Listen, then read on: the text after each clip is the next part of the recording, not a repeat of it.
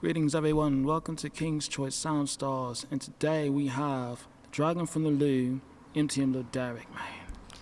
What's the word? What's the word, man? How you living, my man? How am I living? I'm not complaining too much, but how are you living today? I'm feeling good, man. Another year older. Into the Dragon has turned a year today. So yeah, man, I'm excited for what this next year brings. I'm very, very happy and satisfied about what 2025 was and what Enter the Dragon has been able to do. So yeah, I'm feeling good, man. That's amazing, yes. For everyone who doesn't know, Enter the Dragon was released on Lil Derek's birthday a year ago today. Today's the first year anniversary. Man, I was excited for when it came out, and I'm not going to delay any further with what we're going to do.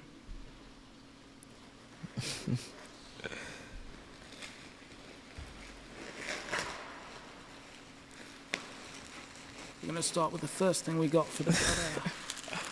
Oh my Celebrating God. the first year anniversary, we have to do this.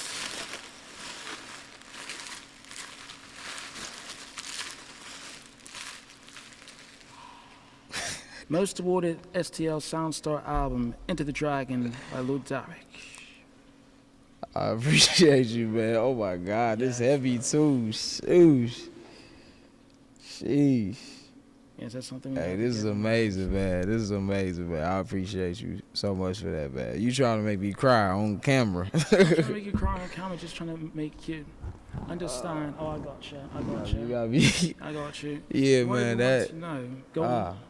That's my first plaque, and it's a well-deserved album. You know what I'm saying? It's a well-deserved album. I put a lot of literal blood, sweat, and tears into this album. So to get something like this from somebody that I respect, like you, that means a lot, man. I appreciate that for real. Thank you.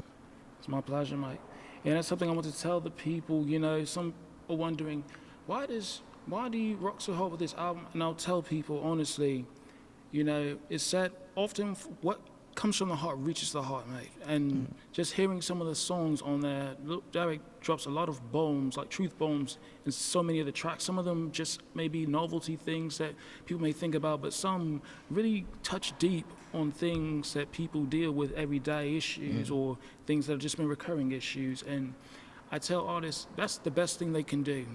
You know, we were having multimedia day here at the Create Place, and Lil Derek kind of goes into detail of how hard it was to get this album off the ground. And the more detail I got from it, the more I said, wow, it took years for him to make, but it was a great work, honestly. Yeah, my priority with this album was just being as transparent as I could with my pen, and like I wanted to make people feel, you know what I'm saying? Just like my favorite artists have made me feel, my favorite albums have made me feel, and whatever it is that you need to feel in that moment, whatever this song makes you feel it, as opposed to like focusing on bars and stuff like that. Like, I ain't gonna lie, I'm on my bar heavy music right now, but I feel like I'm finding that blend of having these very abstract and just bars that catch you, but also having lyrics that make you feel, and blending those two together. But on this album, for sure, I think I'm not really bar heavy. I'm not trying to use a bunch of metaphors or nothing like that.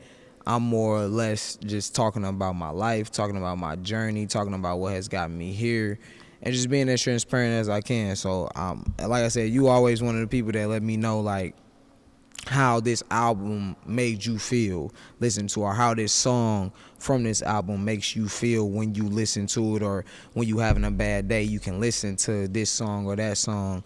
And that's what this album was about for me, honestly, you know. So that's always an honor for someone to actually, you received it the way that, and as an artist you can never control that, you know, so how somebody receives your music, but you receive this album the way that I would want it to be received, you know. So Yeah, and I think if any artist hears that their work has been well received, they would feel they did a great job, and you most definitely did, bruv.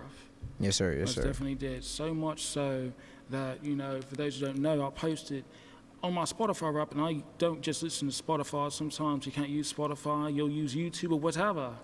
that ended up being the #1 album on my Spotify rap for last year. Needless to say why. It wasn't just because, oh, this is Lil Derek. No, it was the album's on that song. I got to see him perform these songs before they were released in 2024 at the Pops Christmas Toy Drive show. He invited me, and was I glad I came, man. As soon as he got off stage, I'm like, when does this album come out again? Yeah.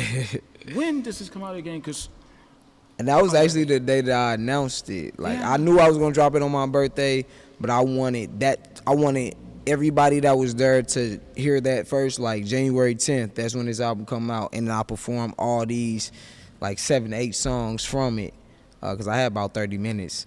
So, and then following that, of course, you know, I put that clip on social media the next day, and then we officially start the rollout, and we just get to pushing the album, the trailers drop and everything, and just build the excitement. But I had been building that excitement without a date for a minute, because, you know, I was doing like a lot of open mic nights and stuff like that, lyrical therapy, Word Up, all the open mic nights around St. Louis, and just been saying, like, this is my album, it's coming out soon. I've been working on it 3-4 years. Enter the Dragon coming soon, and I'll perform whatever song it is.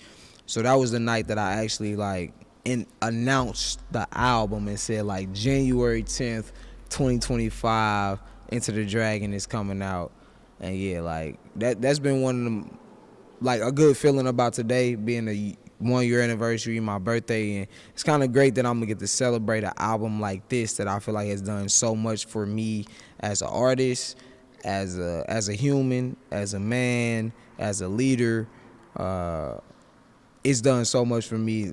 Even writing the album was very, very therapeutic. So for it to get the love that it's gotten is like really, really dope, and it's great that I'm gonna get to celebrate that aspect of it every year on my birthday, you know. So, and you know, that's one other thing I want to throw as well for everyone who doesn't know. I sort of counted how many releases Lil Derek had on, you know, his Too Instagram, and it was like flipping 20 plus shows. So he's really been outside promoting this album. He didn't just drop it and say, here's my new stuff, go stream it. No, he literally performed it at shows, and you're hearing songs and the and the third and visuals and everything. So you can't just make a great masterpiece and just sit it there and expect everyone to see it. You got to go get it in front of people. For those wondering, why do we know who he is? He's been pushing it, guys. He's really been pushing it. Even if he wasn't performing, he's shopping the show. Like, hey, do you want to come to this show? I got tickets.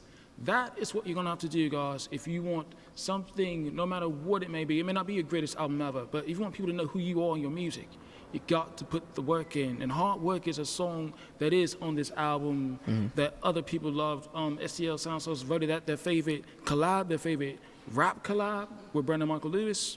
They just enjoy that song every time, man.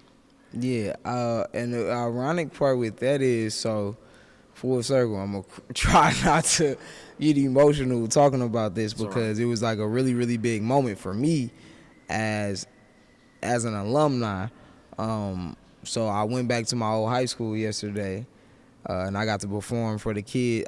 We did a workshop as well, so we got to like talk to the kids, and I talked to the kids that are in like music, whether it's vocal music, instrumental music, band, anything like that, piano, string, all of that stuff. I got to talk to them, and for me, I wanted them to like ask me questions and stuff.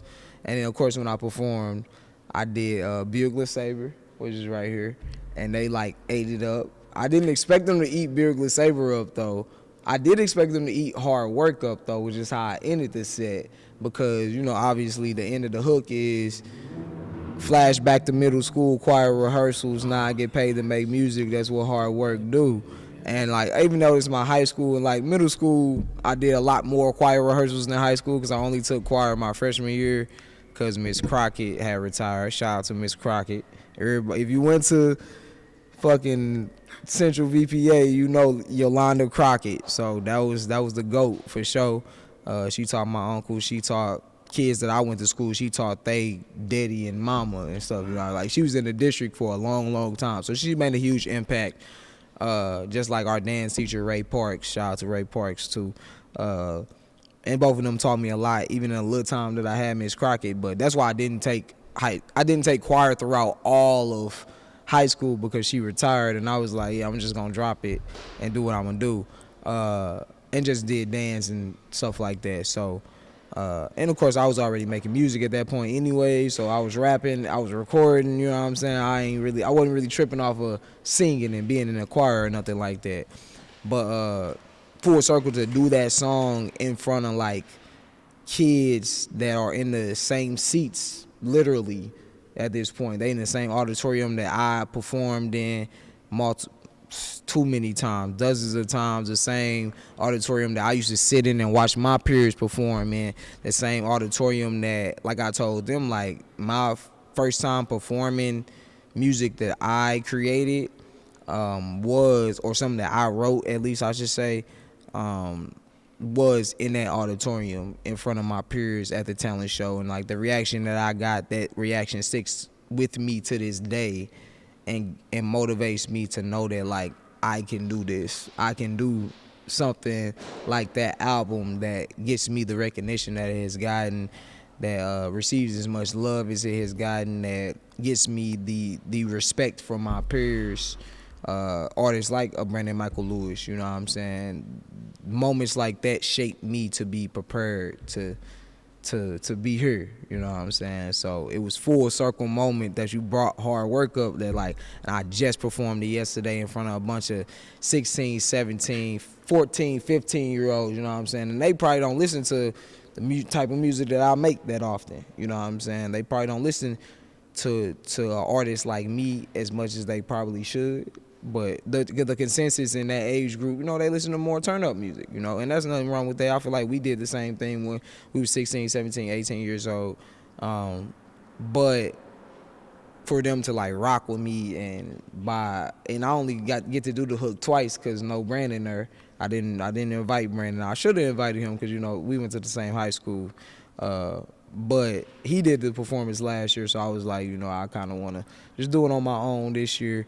But I still want to do that song because I figured that song that they would catch on to, but the way they were rapping that hook with me, you would think they've been hearing the song for the whole year, like everybody else. Like you were at the show at the middle of December when we were at Blueberry Hill, and just how I didn't have to rap hard work.